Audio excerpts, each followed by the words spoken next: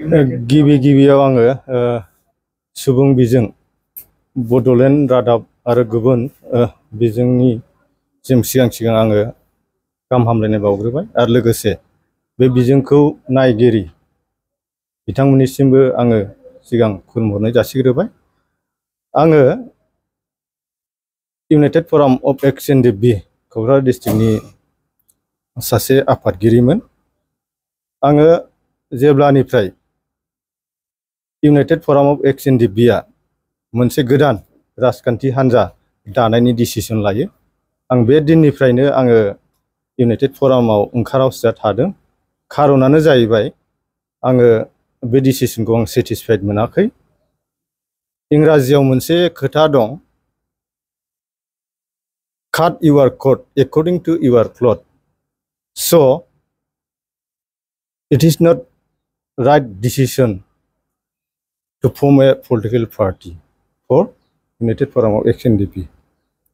बेबायदिनो आङो बे डिसिसनफोरखौहाय मोजां मोनैलाय आङो दिनैहाय जोंनिनो एक्स एन डि बि नि गोदानै दाजानाय एक्स एन डि बि वेलफेयार एस'सिएशनावहाय मावनो होननानै आं दिनैनिफ्राय थांखि लानाय जाबाय। राजखान्थि दोलो माने डक्टर अनजलि दैमारि बिथांनि एपिबि।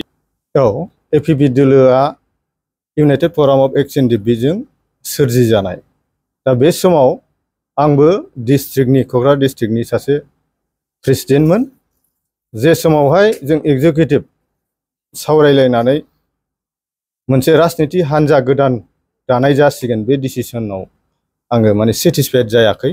बेनिखायनो आङो ओइ दिननिफ्रायनो आङो ओंखारावसिया थानाय जादों। बिथांमोना मा थांखिजों दानाय जादोंमोन बेखौ एसे बुंनो हागोन ना? बेखौथ' आङो बुंनो हाला आरो आं बुंथावबो साना। नैबे फैबाय थानाय जे बिसायख'थि बे बिथांमोननि आं बिनि सायाव आं जेबो आर्गुमेन्ट होनाय नङा। दा नै वेलफेयाराव फैफिनबाय माने इउनाइटेड फरामाबो वेलफेयाराबो जोंनि एक्स एन डि बि जों दाजानाय मोनसे इन्डिपेन्डेन्ट अर्गेनाइजेसन। बिनिखाय आङो बेवहायनो जेरावहाय इउनाइटेड फरामखौ आं एंगारनाय जाबाय हिसाबै आङो बे वेलफेयारावनो मावसिगोन। जोंनि United Forum of X N D B नि दानायनि नोजोरा बिटिआर एकर्ड इमप्लिमेन्टेसननि थाखायनो दानाय जादोंमोन। बावहाय अलमस्ट फ्राय 80% एक्स एन डि बि फ्रानो बाहाय इनभल्भ दंमोन। बावहाय जोंनि रिप्रेजेन्टेटिभ जाय रुलिं सरकार बाहाय थानाय रिप्रेजेन्टेटिभ माखासे बिथांमोनहाबो सारमोनहाबो दंफायोमोन। खारना जाहैबाय बे United Forum of X N D B दानायनि नोजोरा जुदामोन। खिन्थु फैयै फैयै जोंनि बिटिसिआ बा जोंनि हालामा माने राजनितिजों जेरैबाबो इनभल्भ जानांगौआनो जायो जेनेबा। थिग बेबायदिनो थांनाय एमपि इलेक्सनावहाय एमपि इलेक्सनसिमाव इउनाइटेड फरामा थिगैनो दंमोन, खिन्थु नैबे United Forum of X N D B आवहाय मोनफ्रोमबो संगठननिफ्राय ज' जानानै दाजानाय एक्स एन डि बि खौ लानानै मोनसे संगठनमोन। बावहाय इउ पि पि एलनिबो दं, बि पि एमनिबो दं, बिजेपिनि गोबां राजनिति हान्जानि ज' जानानै दानाय।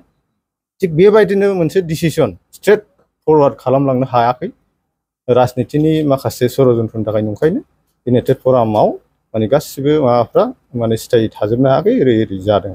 वेलफेयार एस'सिएशना आथिखालनि जे आङो बिटिआर होनोब्ला जोंनि अदेबानि एक्स एन डि बि नि थैजों बा बर' हारिनि माखासे संगठनफोरनि थैजों आरो लोगोसे जोंनि बर' रायजो राजाफोरनि गोलोमदैजों सोरजिजानाय मोनसे बे एकर्ड।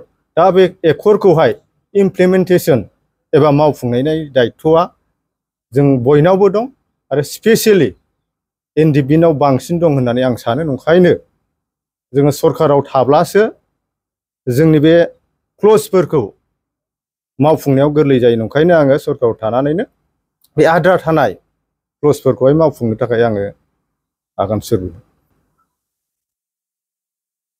आं दहायनो होनदों, this is not right time to form a new political party in Bodoland. आरो आं मोनसे खोथा होनदों इंराजिनि, माने गावखौ नायनानै गावनि गस्लाखौ नायनानै माने सिखौ हानांगौ होनो थारमाने गावखौ एसे नायनांगोन गाव आं मा केपासिटियावहाय आं मावनो हायो ओंखायनो आं दिस इज नट राइट टाइम होनदों आरो टु फर्म ए पलिटिकेल पार्टि बे दानायनि आंथ' बिनि सायाव नलेज गैया